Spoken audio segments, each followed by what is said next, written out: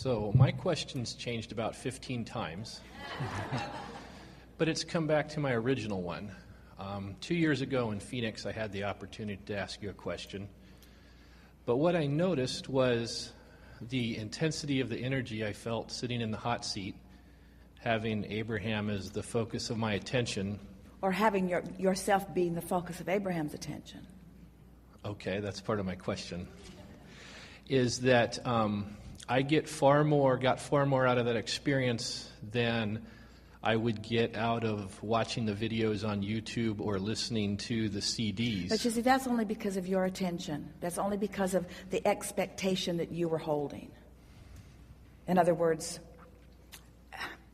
when we hold you as our object of attention, the benefit that you receive is about your readiness.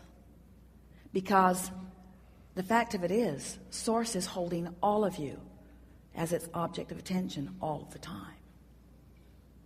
You see, you follow that? You don't have to be in the room. You don't have to be looking at something that you are equating with it. So the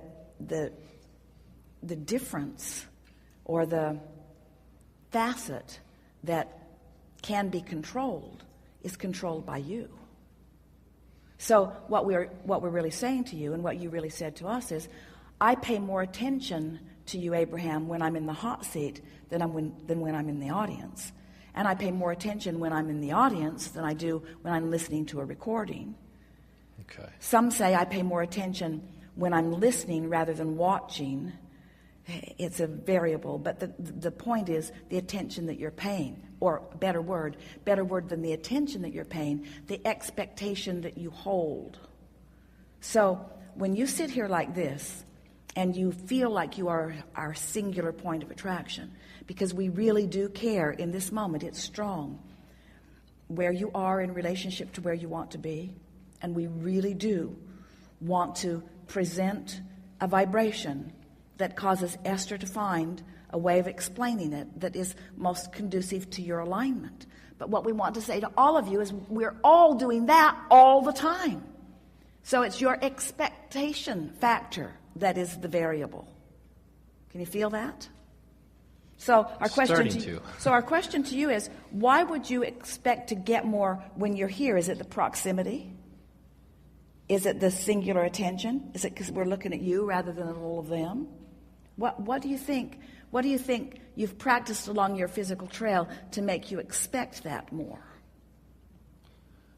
I think my experience that the first couple times I came to a seminar, my experience was almost like being a log being put next to a roaring fire. I caught fire faster the first time I came to a seminar than I did listening to the tapes.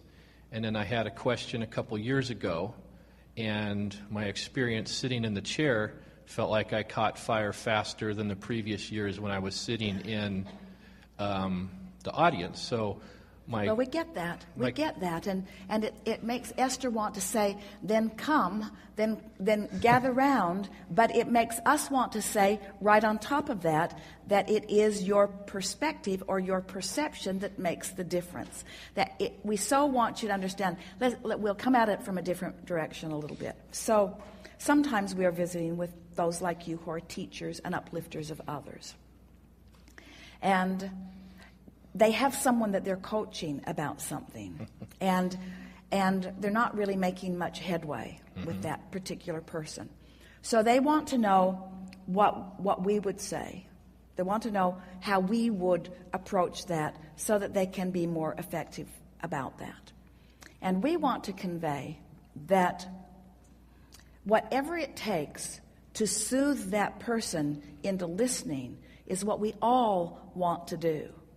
Because the fact of it is that there is not one person on the planet who is in some sort of a shadow and being denied the attention of Source. People create their own shadows, they block themselves from the vibration. The vibration doesn't withdraw itself.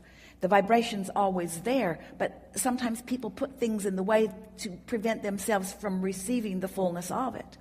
And so we explain to them that their work and our work is to do whatever we can do to to clear the path so that they can receive what has always been rightly theirs, which is the love and appreciation and adoration of source energy.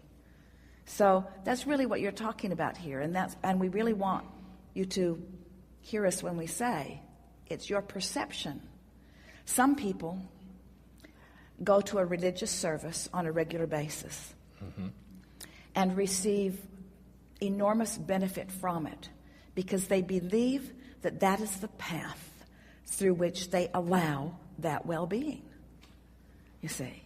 Okay. So it doesn't matter what method you use in order to tweak your expectation into believing in your rightful ownership of well-being, which is, we're just trying to say worthiness in another way. In other words, it doesn't matter what path to your worthiness or to your expectation of goodness that you find. But it is important that you find it. It was a whole conversation that we had with our baseball friend. The whole conversation. We came around to it and around to it and around to it over and over again. And even in the final sentences that we were exchanging, we were explaining to him that it's all about how he feels about him. Period. So maybe you just feel better about yourself when you're sitting right this close. Maybe you just feel luckier or like you were creating better or like you were the chosen one. But you are all the chosen one all the time. You just got to figure out how to let it in yourself, you see. Okay.